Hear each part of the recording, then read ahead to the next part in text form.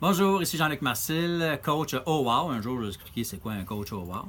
Mais pour l'instant, aujourd'hui, je suis avec mon ami Marc. Bonjour. Marc. Bonjour. Oui. Puis j'avais une question pour mon bénéfice, puis celui de notre auditoire. Comment ça fait que tu travailles pas, toi? Moi, ça fait des années, Jean-Luc, que je travaille pas. Ah, il travaille pas, lui. Non. Et ne pensez pas que je suis à ma retraite, là. Pour les gens qui disent « Ah, il travaille pas ». Non, j'ai jamais eu l'impression de travailler. Et dans ma vie, j'ai choisi, il y a longtemps, de jouer. Et tout le monde me le reprochait, hein, quand j'étais jeune. Mon père me disait, il dit, tu pourras pas jouer tu pourras pas jouer à aller faire du ski, par exemple. Ben, j'ai eu une compagnie de ski.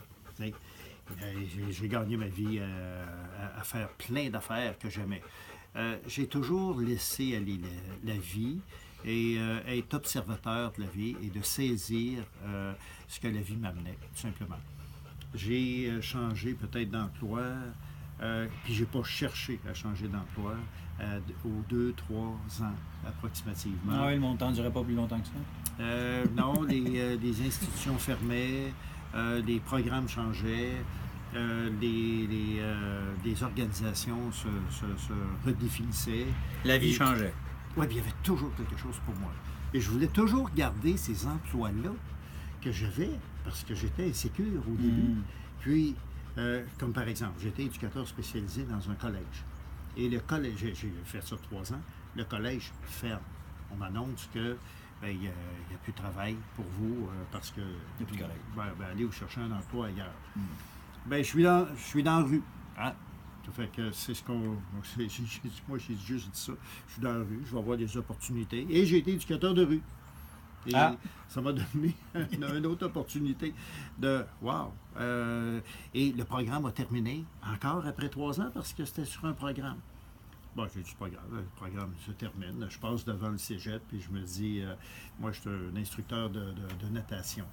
Je vais donner mon nom pour voir si je pourrais être instructeur de natation. On me dit non, on n'a pas aucune disponibilité, mais on recherche des gens en conditionnement physique, des professeurs de conditionnement physique. Bien, l'opportunité est là. Moi, je dis oui, c'est parfait, je suis capable de faire ça. Mais je n'avais jamais fait ça. Hein? Et on me dit, si tu veux commencer, celui qui m'engageait me dit, c'est moi qui est obligé de donner ces cours-là, puis j'ai plus le temps, je suis plus capable. Tu commences à 5 heures ce soir, on était à 1 heure l'après-midi. Donc, j'ai fait des téléphones pour savoir qu'est-ce que c'était un cours de conditionnement physique. Il n'y avait pas de Google dans ce temps-là? Non, on faisait des téléphones ailleurs pour savoir qu'est-ce qu'ils font les gens en conditionnement physique. Fait que là, sur d'autres programmes compétiteurs, là, on me dit, ils font ça. J'ai dit, OK, c'est pas compliqué. On fait jouer les gens. J'ai tellement fait jouer les gens, j'étais au cégep de Sherbrooke à ce moment-là, donner des cours de conditionnement physique. Et je me rappelle, celui qui m'engage, le directeur des conditionnements physiques là-bas, me dit, c'est parce qu'on commence à 15, puis on va finir à peu près à 10, 12, peut-être 8 élèves, faites-toi-en pas. Et je lui pose la question, j'ai dit, moi, j'ai l'intention de faire des cours le fun. Est-ce qu'on peut rajouter des gens? Ça pose pas de problème. Ça ne posait pas de problème. Puis, on a fini l'année. La première année, on a fini à 150 personnes. Pas parce qu'on ne travaillait pas. C'est parce qu'on jouait. C'est un autre zone. On avait du plaisir. Une autre énergie. Et ma vie est partie comme ça. Après ça, ça a été... regarde, si tu joues dans ta vie, t'attires plein de choses. Et ça ne s'est jamais reproduit après.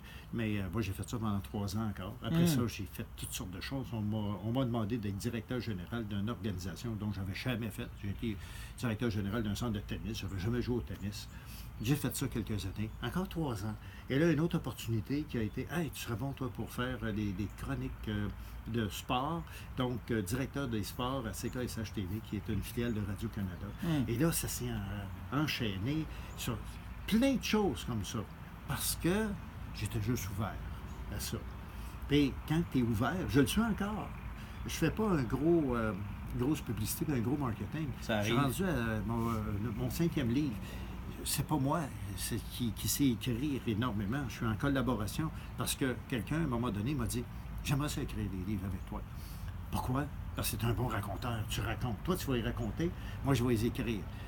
Ben, j'ai mon nom et ma figure sur 5 livres maintenant. Et c'est des choses comme ça, c'est des opportunités. Savez-vous qu'on a au moins une opportunité par jour qui peut changer notre vie? On ne le sait même pas, parce qu'on ne la saisit pas. On la voit pas. On ne la voit pas passer, parce qu'on dit « Ah, j'ai pas le choix, j'ai pas le choix, j'ai pas le choix ». Moi, j'ai toujours le choix. J'ai un choix. J'ai un choix d'embarquer dans des choses qui sont qui se présentent à moi. Puis, je te le dis, Jean-Luc, c'est une formule extraordinaire. Je ne travaille pas. Tout vient à moi. Dans la loi de l'attraction, on va vous en parler dans une autre capsule. On appelle ça le volet. Dans la loi de l'attraction, il y a 3 volets. Le dernier volet, c'est le consentement. Toi, tu consens. Oh, moi, je consens. Moi, Jean-Luc, je consens à tout. Mais je vous invite à une conférence de Jean-Luc et moi. Bientôt, vous allez voir des dates apparaître pour une conférence. Ça vaut vraiment le coup. On a vraiment quelque chose à partager avec vous. Merci beaucoup, puis à la prochaine capsule de Laisse donc faire. D'ici là, laissez donc faire. Pourquoi pas?